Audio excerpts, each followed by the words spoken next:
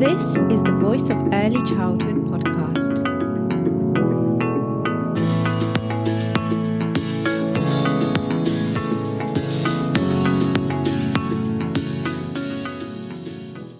Hello, everyone. Welcome to the Voice of Early Childhood podcast. My name is Angelica Salinska. I'm your host, and today I'm joined by Helen Lewis, who is Associate Professor of Education at Swansea University. Thank you very much, Helen, for joining on the Voice of Early Childhood podcast. Oh, thank you. It's really exciting to be with you today. And yes, it is really exciting to have this topic because we've not had anything like this before. You will be talking about animals in settings. So this is your work, your current work, and it'll be great to hear more about it. I've got lots of kind of questions or discussion points lined up, but I guess the main question we should probably pose initially is, why have animals in education settings? That's kind of like the overarching theme of this episode. So would you like to, I guess, give us a bit of an introduction of your work and generally the kind of the top level benefits of having animals in settings, and then we'll unpick all of them? Yes, of course. Yes. And I think it's a really good question because we know as professionals, we're very, very busy as it is. Mm-hmm. Why would you add something extra into your setting? Cause extra work and chaos and everything else. But I think that I would say that there's a growing amount of evidence that we've moved beyond bringing an animal in to teach children about a life cycle. So I think we've seen traditionally lots of settings might have caterpillars in, and the children can understand, a life cycle, but we're actually moving beyond curriculum content to look at actually a more holistic view of why we might have animals in a setting, and in particular growing interest in what it can do for young children's well-being, for their ability to self-regulate, and for those social and communication skills. So it's moved definitely in recent years away from curriculum content and teaching about curriculum to looking at, well, what can this do for the child as a whole child much more. Mm-hmm. Yeah, you are so right. Everything used to be very much, and maybe still is in many settings, around what can the children learn about this particular animal, the life cycles, like you say. And we often see having kind of ducklings, chicks in settings, butterflies, caterpillars. So it really is more about those benefits of, I guess, day-to-day interactions. And in terms of, I know you speak about the social skills that children can develop from being around animals. Definitely. And I think we're also looking at well-being and that kind of citizenship. So I think, of course, we look after animals well. So I'm not suggesting that in a setting we wouldn't care for the caterpillar or the guinea pig or whatever the animal is. But I think that increasingly we're beginning to see, my work particularly looks at dogs coming into settings. And because of the relationship that we often have with a dog, there are lots of opportunities to understand that dog is a sentient being. And so we can teach children those skills of compassion, of understanding the animal. And I think that that's really important as we move forward. We're thinking not so much as the animal as a teaching tool, but as a member of the class and somebody that you can, the research would say children form friendships with an animal just as they would form friendships with peers. So I think we can really build on that, and that's really important. When you mentioned the citizenship element, that really, I guess, taps into the sustainable development side of education. And that's something that is so important to consider. What I always say, beyond the 3 R's of reuse, reduce, recycle, and the kind of environmental aspect. And of course, animals, I guess, tap into this, but it's more than just we are looking after the world around us, and we're living in a society where we are living with animals and kind of in nature. Actually, there's so much more to that in, as you mentioned, the citizenship elements. And I guess it's having those wider understandings and skills of children's place in the world, and having that empathy towards anyone and everyone, and an understanding that they are part of this society. The children are part of the society, and there's other people and animals around them. And I guess it's just having that wider awareness that the world is not centered around them as well, which is something that they kind of develop in the early years and develop out of. It's having that understanding of other people. So I guess that really supports the children's development in that kind of naturally. But then the animals are a bit more like a I guess, a medium for that learning and for those interactions as well? Yeah, definitely. So there's lots of research that will say, you can form, well, and I think there'll probably be lots of people listening to this who share their life with an animal.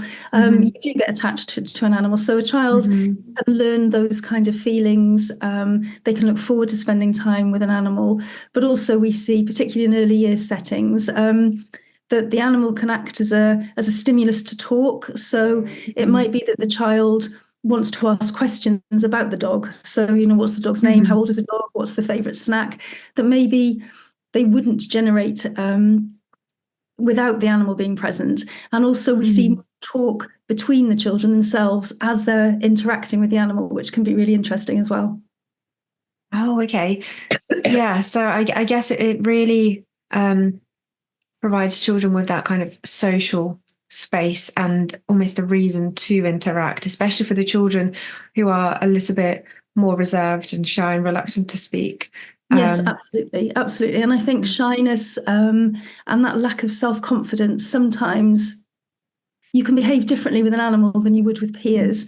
And we've certainly seen in settings where perhaps there are some children who are very shy or perhaps anxious about coming into the setting, or children who lack currently the skills to perhaps take it in turns or understand and empathize with others. Sometimes the animal can be a really good way into developing those relationships. Sort of the background research would say, because the animal is non-judgmental, the animal doesn't kind of argue back about whose turn it is or any of those sorts of things. Children can often form those relationships in a way that are really beneficial then for interacting with others. And so I've seen in settings, for example, children who find it quite difficult to take turns and share, being encouraged to help the dog and take it in turns because it's in the dog's best interest. So, Honey the dog would like to be brushed, but we can't all brush her at the same time. So who's going to go first and who's going to go second? And we're modelling those sorts of behaviours, and the dog acts as a really positive sort of part of those developing skills.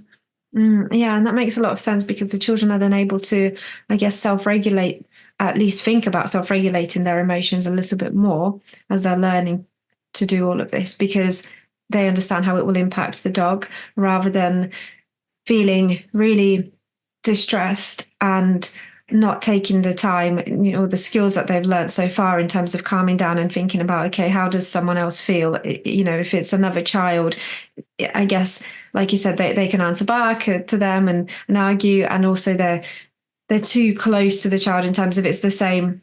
It's another human being, it's another child, probably the same age. Whereas with the dog, it is nothing to get there's nothing to get frustrated about there. Yes, there's sort of competition. Yeah. Same way. And I think, so I was in a school just this week and watching children. The dog was being trained and assessed in the school hall to see how the dog managed in that context, and seeing the children coming through. And naturally, because the dog was there, they lowered their tone of voice, they walked very calmly. And of course, there could be a bit of a novelty effect there. But generally speaking, it's very motivating, because many children, and not all children, but many children are really excited by the opportunity to interact with animals. And it motivates them to want to behave in a way that allows them to do that. So we do see that happening quite a lot. Hiya! Just quickly, I wanted to ask a favour from all of the listeners and viewers. It would really help this podcast if you subscribe on the platform you are listening or watching on. This will help the Voice of Early Childhood podcast to continue putting out thought-provoking and reflective episodes with a range of guests. And if you are enjoying listening to this podcast, please do share it with someone else who you think would love it too. And of course, as always, we encourage you to share your voice too. If you have reflections, thoughts, and comments, please do share this episode on social media with your comments and tag the Voice of Early Childhood. Let's keep these thought-provoking discussions going. Thank you. I'll let you get back to the episode now. And when you talk about kind of children feeling a lot calmer around dogs, so dogs are generally quite therapeutic, and we do see and hear this a lot. And so does this relate to therapy dogs, or is that different in terms of, when we speak about bringing dogs into settings, it's not necessarily in terms of it's not the same as having a therapy dog? No, Is that's that right. right? I mean, there are lots of different definitions out there in the literature. What I tend to talk about is animal or canine assisted education, because most of the people bringing an animal in aren't trained therapists, and they're not undertaking a therapeutic interaction. They're doing some kind of activity or educational program. So we tend to use the label school dogs, because they're not therapy dogs, they're not wellbeing. They're a dog in a school or a dog in a setting. But we certainly see lots of evidence of a calming effect.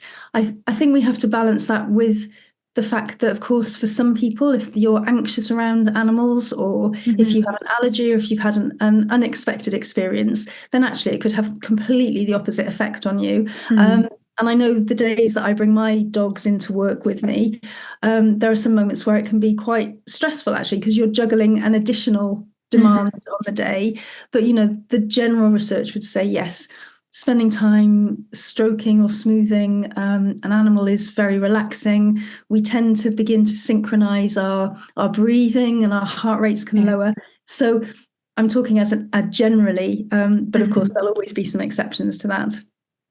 It's really interesting that we synchronize our breathing with an animal as well, because obviously we do that with other people. And it supports that it provides that co-regulation. So that's the case with dogs as well. Then that's so interesting to hear that. It is really interesting, and there's a growing amount of research about that. I think that's probably why dogs are increasingly so popular, because you can, and there'll probably again be people listening who have house rabbits or guinea pigs or other small animals that you can build relationships with. But generally speaking, they find it more difficult in a school context, because they're prey animals and it can be very loud and very, very different. But a dog, over thousands and thousands of years, dogs have formed such close relationships with people that we tend to find that they're more accepting of the kind of experiences that they have. They're very good at reading us. And so that means that they can be really responsive. So we often hear anecdotally, teachers sort of saying, oh, my dog almost knew that this child was feeling a little bit upset today, and as you say, co-regulated their behavior to kind of come down and kind of comfort that child. Well, that's not by chance. That's because our relationships go back thousands of years, and that this is something that we have developed as a partnership over time. So there's a really fascinating history to human-dog relationships as well, I think. And when you mentioned earlier that this is we're talking about animal assisted education, so school dogs rather than therapy dogs, and then you also mentioned dogs being trained and assessed and seeing how they will fare in schools. So in terms of animal assisted education, then do dogs get trained, but obviously maybe not in the same way that therapy dogs do? Yeah, and that's I think probably the area that needs to be looked at across the country, and in fact it's an international concern really. At the moment, there isn't really regulation about who can bring a dog into a school, and if your governing body or your leaders and managers decide that that's fine and you can find a dog, then actually that's a decision that you can make at an individual school or setting level. I think that does need to be looked at, because if you bring a dog who might be really happy interacting in your home environment, might be really friendly with you and your family, but if you come into a setting, if you just think about the sensory overload, just like we see with some children, it's just such a different, busy environment that actually we really do need to assess those dogs in that context before we decide to introduce them, because a dog who's a wonderful dog at home and a fantastic family dog may just find it completely overwhelming, in that setting. So that's something that we're talking about and trying to develop guidance for people so that they can make sure they choose the right dog to come into that setting. Because there's different breeds of dogs that are better suited, aren't there, as well, in terms of when we see therapy dogs, they tend to be, well, I don't know anything about kind of this area, and obviously that's your area of expertise, but I'm just thinking, that there are specific breeds that are usually considered as therapy dogs. So would it be very similar here as well? Well, that's a really, really interesting conversation. Again, this is like something that we could talk about for about 20 hours or so. Of course, over time, we have bred dogs for very specific purposes. So we've bred certain dogs to be very protective. We've bred certain types of dogs to herd and to gather animals for us, other dogs to fetch and retrieve. So inbuilt in different pedigree dogs, there are particular traits that they have a tendency towards. But it's every dog is an individual. They're shaped just like every child.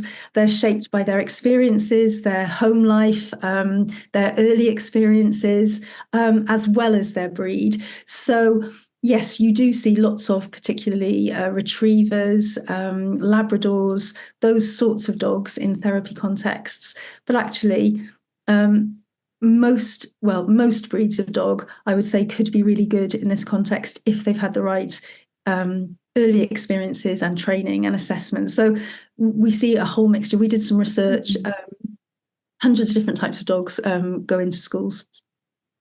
And you mentioned earlier that a dog may be happy and joyful within the house, within the home, but not necessarily in a school. They may respond differently. So it's also important to think about the dog itself and not just the children, isn't it? And not seeing the dog, I guess, like we mentioned earlier, as just a tool, I guess, for the children's development. Actually, it's really making sure that we treat the dog, obviously, in the right way, but thinking about how is the dog feeling around all of this? What is the dog also getting from this? Because it's not just to be used as a medium to support education. Absolutely, I couldn't really agree more, because nobody goes out to cause any harm. So everybody does this kind of activity because they think it's in the best interest of their children and their learners. But we have seen some situations where there are dogs who are not really enjoying their experience so much. So perhaps it could be that they're very happy working on a one-to-one basis with a child, but then they find themselves in the playground and there are 15 or 20 children desperate to come and say hello to that dog, and that can be really scary. Or you might see a dog who is very attached to their owner, but they're expected to work in a different classroom, and then you see them feeling anxious because they're separated from the person that they're closest to. So there are lots of things that we need to look at, and there are lots of debates. How old should a dog be before they come into the school or setting? How long should they be there for? And there are two different models that you could use. And I think if anybody was interested in doing this and they hadn't already set it up, there are lots of volunteer organisations that will bring in an assessed and trained dog just for maybe an hour, on maybe a weekly or a fortnightly basis. And that's a really good way to start, because then you can begin to see, well, does it work for my children? Or are there too many who are anxious, or too many with allergies, or what do the parents think about this?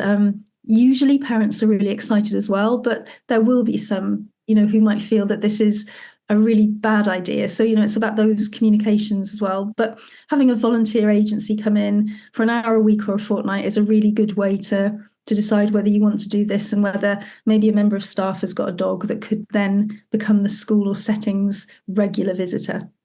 And in terms of regular visits, what does this look like practically in a school or setting? Is the dog normally when what did you call it? Animal assisted education is kind of carried out, does the dog come in weekly, daily? Some dogs potentially come in with the teacher every single day. How does that normally look? Again, there's loads of variety out there.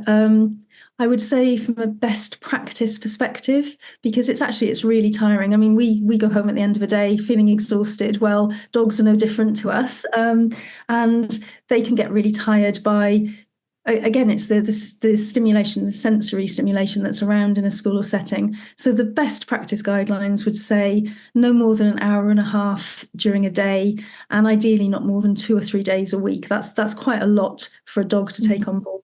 But there are always differences, and there are some schools and settings who have a permanent dog or several dogs in their setting. And then there are some that only have a visiting dog maybe once every 2 or 3 weeks. And again, the number of children that they work with, where they work, all of these things do depend very much on the setting. But I think another thing to think about is, just like people, dogs take time to build up those relationships as well. So it's not something that you'll introduce in week one and everything will be absolutely fantastic. The relationships take time to bond, and we've seen some sort of young children who maybe take 3 or 4 sessions before they actually touch the dog. But you can tell that they're very interested and they want to know about the dog, but it takes them a bit of time to make contact, because that's just how relationships build. Yeah, and I'm so right. It's the same with building those relationships with animals. And I guess for the animal, it's important to also feel comfortable and secure in that new environment around all these new children that are either so excited to see them or maybe a little bit reserved themselves. Have you ever found that when working with dogs, that a child who may be quite reserved, and the dog is quite reserved as well, a quieter dog, do they kind of bond better than the children who may be a little bit more excited and active? There's definitely a bit of matching that you need to do. And again, that's just like as a teacher, when you're thinking about where you want to sit certain children next to other children, it's exactly the same idea. Relationships will form better between some individuals and some dogs. And I think typically, so I have 3 dogs that I work with, and it would very much depend who I was going in and where I was as to who I take. So with my 3 dogs, I would look very closely at who I was working with. So I have one dog who's quite large. He's about the size of a Labrador. And he likes to get up on your knee and kind of be very physical with you. Well, that wouldn't work in some classroom settings because some children would be very anxious about that.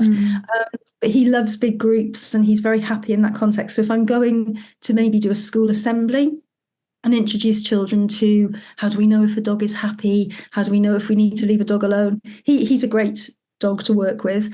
But I've got a much smaller poodle mixture who is really good with shy children on a one-to-one basis. So if I was working with a child who maybe wasn't so confident with dogs, she's really good because she's keen to do tricks and she's keen to do those sorts of things. And that can be really powerful at getting the child to have some ownership of the relationship. So she's very willing for a biscuit to sit and give a paw and all those sorts of things. And on a one-to-one basis, that can work really well.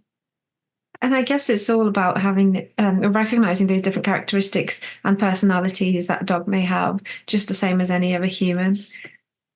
Yeah, absolutely. It's exactly the same as getting to know your class. And, when you hand over your class to the next teacher and you run through all their quirks and characteristics and likes and dislikes, exactly the same sort of thing. Dogs have personalities, character quirks and traits. And it's a case of working out what you want the interaction to be doing. So do you want an interaction that is perhaps supporting some non-verbal children to make eye contact? So that's something that we've worked on with some children in some of our special contexts.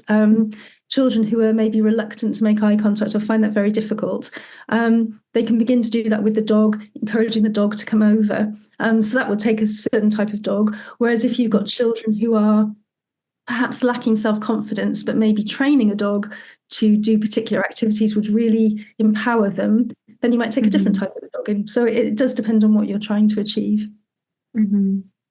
Yeah, that's really interesting in terms of thinking about what skills are we trying to support this child with, and then thinking about what type of dog can support that, just like what kind of teacher adult that we know works with children in this way or has these skills, and we can make sure that they work together to support the child in this way.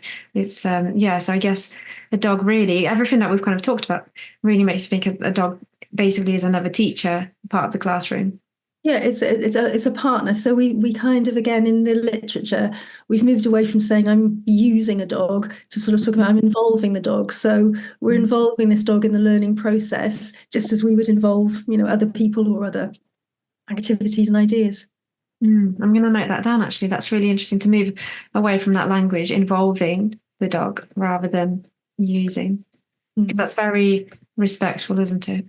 Yeah, and I think that these are important values. There's lots of work going on about breaking that cycle of sort of trauma and abuse and we know from the literature again that, if you grow up and you see cruelty to animals, then that can have knock-on effects. There's so much here about those values that we're trying to instill. And I think it's really important that we see that, the dog isn't a caregiver or a teacher or anything like that, but the dog is a partner in learning if you involve them in that particular way. Partner in learning. I've noted that down as well. I like all these different terms that you're bringing in that I guess I don't normally hear because I've never actually worked with animals in settings, but I've seen them kind of come and go. And I think for me, I'm kind of thinking a little bit more on the safety side of things. And I know we talked about dogs being trained and I guess kind of tested out in schools, but still, like you said, there's not necessarily guidance out there to say who can bring a dog and what type of dog. And even if a dog is very friendly and used to being around lots of people and children in particular, is there still that element of unpredictability where a dog may react in a certain way to something, and then I guess biting is probably the biggest concern?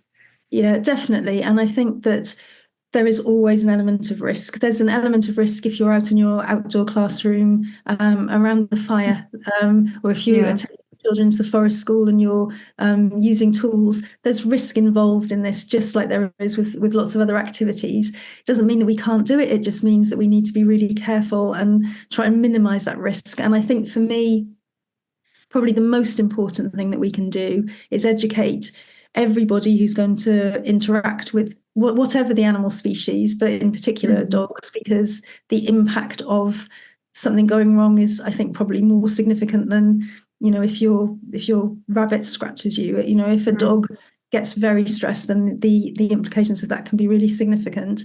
So we need to learn about those signals that a dog is saying they've had enough. We need to move away from expecting the animal to always join in and participate, to respecting the fact that, just like all of us, there are times when we want to, finish that activity and actually move away. Just like in an early years setting where we have that element of choice and autonomy, there needs to be something recognised with the dog. So certainly learning about body language and how, again, every dog will communicate how it's feeling. And there are certain signals that are very predictable, but each dog will use them maybe in a slightly different order. So again, it's about knowing that individual dog and understanding, look, she's moved here, she's looking over there, she's telling you that she doesn't really want to be stroked anymore, and we need to recognise that. So definitely a big job in education. But I think that's really valuable because out in the community, whether children like dogs or not, they're going to come across them. When you go to a friend's house for tea, perhaps. And we need to educate them how to interact safely. We do hear some awful stories, and dog bites are on the increase. So we need to educate children as well. And that means adults really need to be highly educated about this, about understanding their own dog, but also more generally understanding animals in general, dogs in general, and also animals in education as well. And like you say, if there's not enough guidance and guidelines on this, and also there must not be enough training, therefore, around bringing dogs into education. Yeah, absolutely. And I think whatever species you decide fits your setting or your school, then that species will have communication systems that you need to understand. And I think that's this idea of understanding when a dog is saying no is really, really important. We're creating a website that will hopefully launch in the autumn term, and that will be where teachers can go to learn more about communication, learn more about how to read the signs that a dog is giving, because the best way to do it is just watch your dog and watch the dog in the context for a lot of time to begin to sort of pick up on those signals and, be really sensitive to, just as we would when we're good as practitioners at observing children, we need to do the same with the dog. And when you said there, understanding when a dog is saying no, that really makes me think that it can support children with that understanding as well of consent and respecting boundaries. I know we kind of touched on empathy earlier, but in terms of really understanding that communication and somebody else's needs, I think that's really a really important learning element here as well with the dog. Yeah, definitely. And I think, and as you say, that's transferable then to social relationships with other people, and just understanding that, we don't all feel the same at the same time. And there are different days where we might feel differently, and different things can make us feel sad or happy or excited. And it's about understanding those emotions and how we recognize them in others. And you mentioned that, so you've got the website coming soon, which sounds like a really useful resource and much needed. And you wrote a book around dogs in schools, haven't you? Is that published already? Yes, I've written two books. So one is called Tales from the Classroom, and that's very much about all sorts of different animals, from maggots to dogs that can be Oh, found. wow. Maggots in a planned way, not just so different animals that teachers have brought into their classrooms, and the kind of impact that that's had on their learners, going from very young children all the way through to kind of college graduates. And then the second book was about dogs in schools specifically, and in there we looked at stories from around the world. So there are dogs in schools in India, in Hong Kong, in Australia, in America, all over the world. But teachers are facing the same sorts of challenges with where do I find the best guidance? How do I know if my dog is happy in this context? And what ideas could I kind of bring into my classroom? So if you've got a dog, what do I do? What do I do with him now he's here? So that was exploring all those sorts of ideas, really. And I would say that the key thing that came through was, again, it's a message that is close to the heart of early years practitioners, is that playful learning is very, very powerful. So if you can set up contexts where children and dogs can play safely and respectfully together, that really does seem to be really powerful and supports both participants' well-being. Yeah, and then if we know early years pedagogy well, that makes complete sense, doesn't it? Absolutely. So schools where maybe you've got a dog who loves finding things, and so children will set up an obstacle course where the treats are hidden under little cones and things. The excitement as the dog is finding that, and the communication to sort of say, it's under here, it's behind here, it's next to all of that language that you would want to develop in the classroom. You can do that in these playful contexts. We're really kind of able to see the value of play in working with animals as well, because we're always, I guess, with animals, we're always playing as well. So yeah, it makes complete sense. It just comes hand in hand, that, I guess, pedagogy with a dog as well as with children in the classroom. Yeah, and I think because dogs are naturally playful throughout their lives, they're really good. It's really good to be able to involve them. Well, thank you so much, Helen, for sharing your work. It's been really interesting talking with you. As I said at the beginning, we've not had an episode on this yet, and it's been around 60, 70 episodes so far. So actually, it does show that we need more discussions around this. And obviously, you do your own research around animals in education. So it's great for you to be able to share this with the wider early years and education community. So yeah, thank you very, very much for doing that. No, thank you. It's been really good to talk. I could go on and on and on. Yeah, it's been really fun. So thank you. Yeah. Well, it's your area of expertise. And to all those listening and watching, thank you very much for joining and listening as well. And do kind of join in further, more actively, by sharing this episode, because people do need to understand and know more about the benefits of working with animals, and especially if they are thinking about it, or maybe they do have animals in schools, it would be very useful. And then also you can find Helen's article on the Voice of Early Childhood website, along with a link to Helen's books and further interesting episodes linking to some of the things we discussed today as well. So do have a look at that in the episode description. But once again, Helen, thank you very much for joining. Thank you.